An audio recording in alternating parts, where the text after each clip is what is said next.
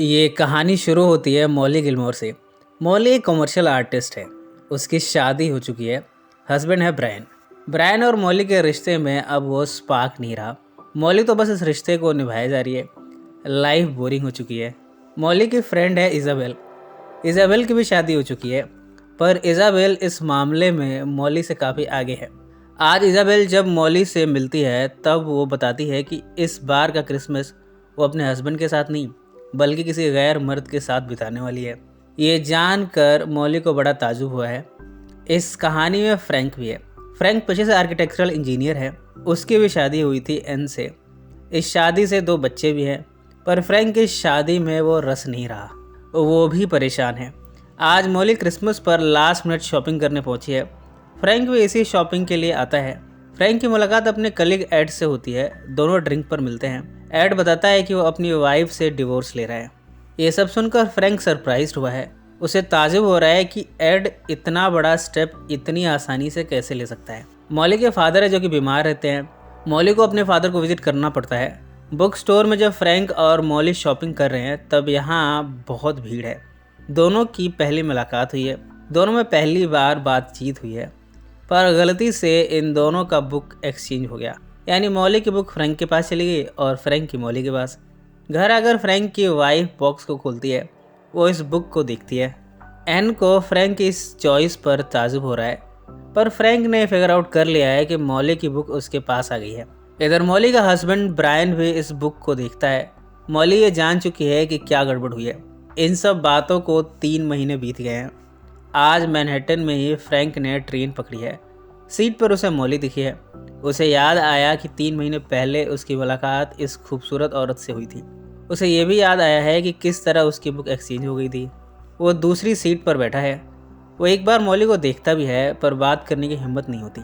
Molly भी एक नज़र फ्रैंक को देखती है, पर फ्रैंक को देखकर वो कुछ रिस्पॉन्स नहीं देती। जाते हुए फ्रैंक मॉली से बात करता हुआ उसे याद दिलाता है कि 3 महीने पहले क्रिसमस पर दोनों की किस तरह बुक स्टोर में मुलाकात हुई थी, कैसे बुक्स एक्सचेंज हो गए थे। मॉली बताती है कि रोज़ यहाँ से ट्रेन को बोर्ड करती है, अपने काम को जाती है।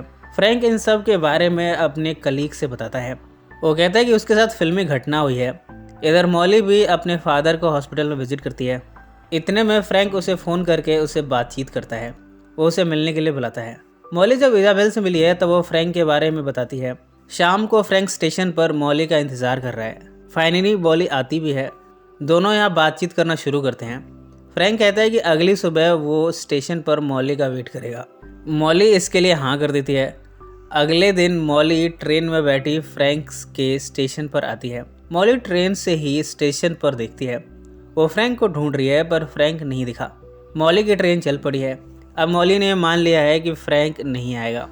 इतने में फ्रैंक मॉली के सामने आया है। इसके बाद दोनों अपने अपने प्रोफेशन के बारे में बताना शुरू करते हैं। इस तरह दोनों की मुलाकातें होती रहती हैं।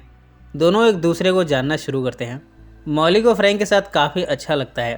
फ्रैंक उसे बात बात में हंसा देता है। इन सब चीज़ों को मॉली ब्रायन के साथ मिस करती है। ब्रायन के पास कहने को कुछ होता नहीं है। इधर फ्रैंक का भी यही हाल है। वो एन से जब बातचीत करना चाहता है, दोनों के बीच लड़ाई हो जाती है। अगले दिन मॉली और फ्रैंक मिले हैं। फ्रैंक मॉली से कहता है कि दोनों को एक दूसरे के बारे में सीरियस होना चाहिए। मॉली घर आकर ब्रायन से बात करना चाहती है, पर उसकी हिम्मत नहीं होती। वो कैसे कहे कि उसे डिवोर्स चाहिए। इधर फ्रैंक भी एन से बताना चाहता है, पर बात जुबां पर आकर रुक जाती है। बाद में मॉली फ्रैंक से कहती है कि दोनों को ये रिश्ता यहीं ख़त्म कर देना चाहिए। ये पॉसिबल नहीं है। दोनों ने गुड बाय तो कहा, पर आखिरी बार ये कहीं अकेले में मिलकर गुड बाय बोलना चाहते हैं। फ्रैंक बताता है कि उसके फ्रेंड एड का अपार्टमेंट खाली है। दोनों आ जाकर बातचीत कर सकते हैं। इसके बाद दोनों एड के इस अपार्टमेंट में पहुंचे हैं। यहाँ बातों बातों में दोनों एक दूसरे के बेहद करीब आते हैं। इसके बाद दोनों यहाँ जिस्मानी संबंध बनाते हैं। दोनों में यहाँ धुआंधार संभोग होता है। जाते हुए ट्रेन से फ्रैंक का स्टॉप आ गया है। फ्रैंक की फैमिली उसका वेट कर रही है। फ्रैंक को उनके साथ जाते हुए मॉली देखती है। वो इमोशनल होती है, पर उसने डेस्टिनी को एक्सेप्ट कर लिया है। अब दोनों ने फैसला किया है कि अब ये कभी नहीं मिलने वाले। मॉली जब घर पहुंची है तब ब्रायन बताता है कि मॉली के फादर की डेथ हो चुकी है। इसके बाद दोनों फ्यूनरल में जाते हैं। यहाँ मॉली को पैनिक अटैक आता है। ब्रायन उसे संभालने की कोशिश करता है। बाद में जब मॉली इज़ाबेल से मिली है तब वो कहती है, मुझे अपने फादर को खोने का दुख नहीं है, वो तो वैसे भी हॉस्पिटल में मौत का इंतजार कर रहे थे। मुझे तो फ्रैंक के खोने का दुख है। मेरी लाइफ में एक ही खुशी है, फ्रैंक। इज़ाबेल मॉली की फीलिंग्स को तवज्जो देती है। इधर फ्रैंक ने एन को बता दिया है कि उसका अफेयर हुआ है। एन फ्रैंक को थप्पड़ मारती है। इन सब में फ्रैंक का ट्रांसफ़र हो रहा है ह्यूस्टन में। वो वहाँ जाने वाला है। एन से उसका रिश्ता टूटने की कगार पर है। एन कहते हैं कि वो बच्चों को अपने पास रखने वाली है। स्टेशन पर पहुंचकर फ्रैंक मॉली को फ़ोन लगाता है।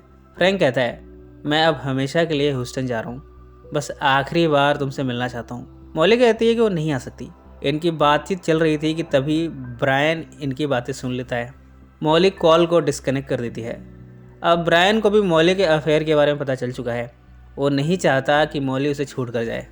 मॉली कहती है कि उसे फ्रैंक को आखिरी बार देखना है, वो दोबारा उससे नहीं मिल पाएगी। ब्रायन रोकने की कोशिश करता है पर वो नहीं रुकती। वो अपनी कार से निकल पड़ी है फ्रैंक से मिलने।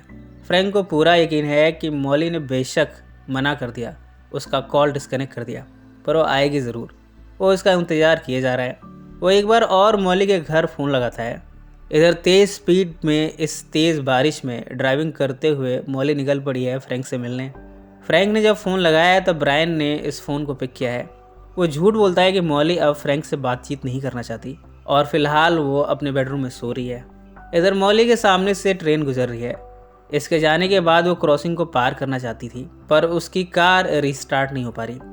मॉली ने यह भी रियलाइज़ कर लिया है कि अब वो फ्रैंक से आखिरी बार नहीं मिल पाएगी। फ्रैंक अब जा चुका होगा। वो वापस घर आ गई है। इन सब के कुछ समय के बाद वापस क्रिसमस आ गया है। फ्रैंक वापस मैनहट्टन लौटा है। वो एड से मिलकर बताता है कि एन से उसका डिवोर्स हो चुका है। इधर मॉली इज़ाबेल से मिली है। वो बताती है कि ब्रायन से उसका रिश्ता काफ़ी पहले टूट चुका है, अब वो अकेली रहती है। फ्रैंक अब वापस ह्यूस्टन को जा रहा है। जब वो कैब में है तब वो उसी बुक स्टोर से गुजरता है जहाँ मॉली उसे पहली बार मिली थी। इसे देखकर न जाने फ्रैंक के दिल में क्या आया। वो कैब छोड़कर स्टोर के पास जाता है। इत्तेफाकन इसी समय मॉली भी यहाँ पहुँची है। दोनों एक दूसरे को देखते हैं, एक दूसरे के बारे में जानते हैं। दोनों ये बता नहीं पाए कि इनकी शादियाँ टूट चुकी हैं। इस तरह दोनों फिर से अलग हो गए। मॉली ट्रेन से वापस अपने घर को जा रही है।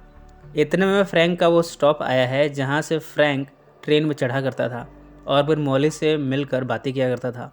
एकदम से भीड़ में मॉली को फ्रैंक दिखाए। वो मॉली की तरफ चला आ रहा है। मॉली भी उसकी तरफ जाती है। दोनों एक दूसरे के करीब आकर बिना कुछ कहे ही सब कुछ कह जाते हैं। दोनों एक दूसरे को किस करते हैं और फिर हमेशा साथ में रहने का वादा करते हैं। इसी नोट पर यह फिल्म समाप्त हो जाती है। सो फ्रेंड्स, फिर मिलेंगे ज़िंदगी के किसी नए मोड़ पर।